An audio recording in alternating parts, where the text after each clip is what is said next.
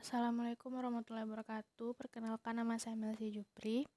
Saya akan mempresentasikan tugas saya tentang persepsi, sikap, prasangka, dan perilaku.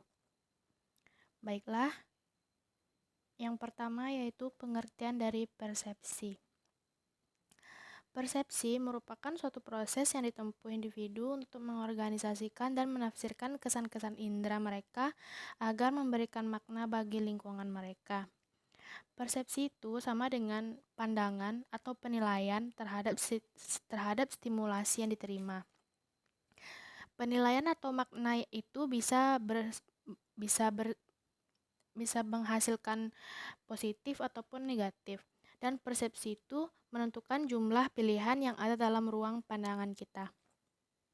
Nah, dalam persepsi itu kuncinya adalah terletak pada pengenalan bahwa persepsi itu merupakan suatu penafsiran yang unik terhadap situasi, bukan sesuatu pencatatan yang benar terhadap situasi.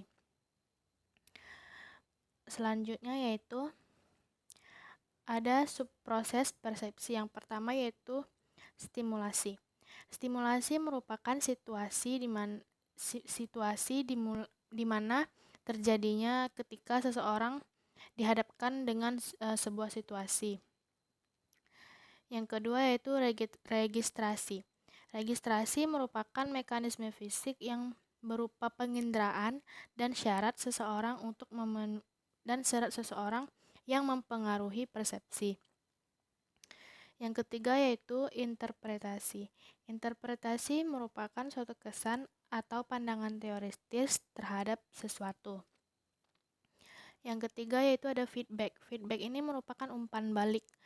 Misalnya seorang karyawan yang memberikan hasil pekerjaannya kepada atasannya, dan dia mendapatkan feedback berupa senyuman atau bagaimana raut wajah dari atasannya.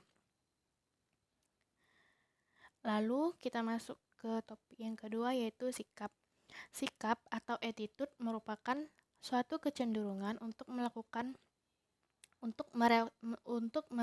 mereaksi suatu hal, orang atau benda dengan suka atau tidak suka, acuh atau tak acuh. Berikut beberapa ahli mendefinisikan pengertian sikap.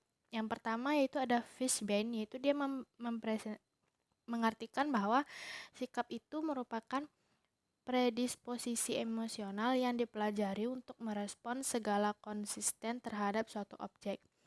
Yang kedua yaitu Horrocks, yaitu sikap merupakan variabel laten yang mendasari, mengarahkan, dan memengaruhi suatu perilaku. Yang ketiga yaitu Harlan. Ia mengemukakan bahwasannya sikap merupakan kesiapan atau kecenderungan seseorang untuk bertindak dan menghadapi suatu objek atau situasi tertentu. Selanjutnya yaitu sikap ini merupakan perwujudan atau terjadinya sikap seorang itu dapat dipengaruhi oleh faktor pengetahuan, kebiasaan, dan keyakinan. Selanjutnya yaitu komponen-komponen sikap. Yang pertama adalah komponen kognisi. Komponen ini merupakan bagian sikap siswa yang timbul berdasarkan pemahaman atau kepercayaan maupun keyakinan terhadap objek sikapnya. Yang kedua yaitu komponen afeksi. Komponen afeksi merupakan komponen di mana bagian sikap siswa yang timbul berdasarkan apa yang dirasakan siswa terhadap objek tersebut. Selanjutnya yaitu ada macam-macam sikap. Yang pertama ada sikap spiritual, yaitu sikap yang terkait pembentukan siswa menjadi orang beriman dan bertakwa kepada Tuhan Yang Maha Esa. Kedua yaitu sikap sosial. Sikap sosial ini terkait pembentukan siswa yang berakhlak mulia, mandiri, demokratis, dan bertanggung jawab. Sikap sosial ini juga ada di dalam lingkungan sosial siswa itu sendiri. Selanjutnya yaitu perilaku. Perilaku merupakan cara bertindak yang menunjukkan tingkah laku sesuai dengan merupakan hasil kombinasi antara pengembangan anatomis, fisiologis, dan psikologis. Rahmat menyebutkan bahwa terdapat 3 komponen yang mempengaruhi perilaku manusia, yaitu pertama komponen kognitif, afektif, dan konatif. Komponen kognitif ini merupakan intelektual yang berkaitan dengan apa yang diketahui oleh manusia.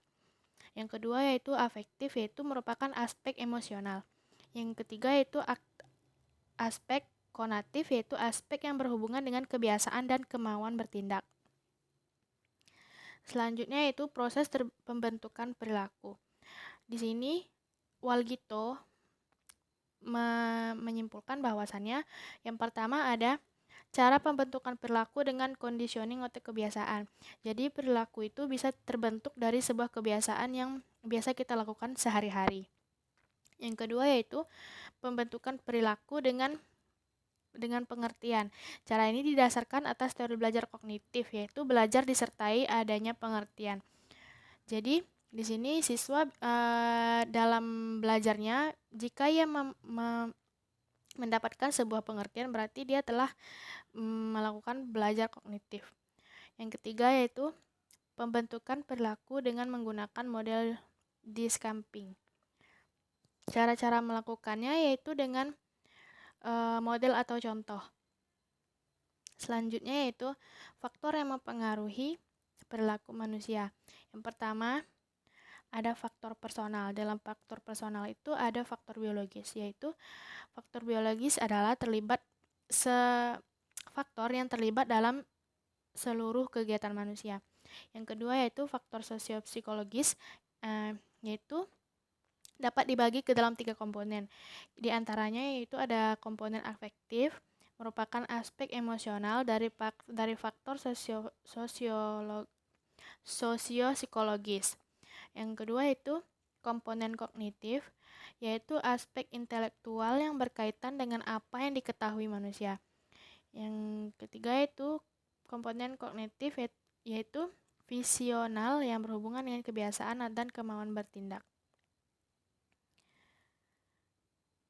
Yang ketiga ada faktor situasional, yaitu salah satu faktor yang mempengaruhi perilaku manusia. Selanjutnya yaitu ada prasangka. Prasangka atau prajudis ini hidup dalam merupakan proses kognitif yang berlangsung setiap hari, baik pada orang baru yang kita kenal maupun teman sehari-hari kita.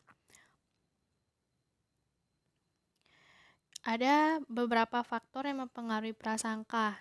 Yang pertama yaitu konflik langsung antar kelompok. Kompetisi ini sebagai sumber prasangka berdasarkan teori realistik konflik teori, yaitu prasangka muncul karena kompetisi antara kelompok sosial untuk memperoleh kesempatan atau komoditas yang berharga yang berkembang menjadi kebencian, prasangka, dan dasar emosi. Yang selanjutnya yaitu pengalaman awal. Yang ketiga ada kategorisasi sosial. Dan yang keempat ada stereotip, yaitu kerangka berpikir yang terdiri dari pengetahuan dan keyakinan tentang kelompok sosial tertentu. Baiklah, menurut saya prasangka ini mungkin lebih kepada yang negatifnya daripada yang positif. Itu presentasi tugas dari saya. Apabila ada kekurangan, saya minta maaf. Assalamualaikum warahmatullahi wabarakatuh.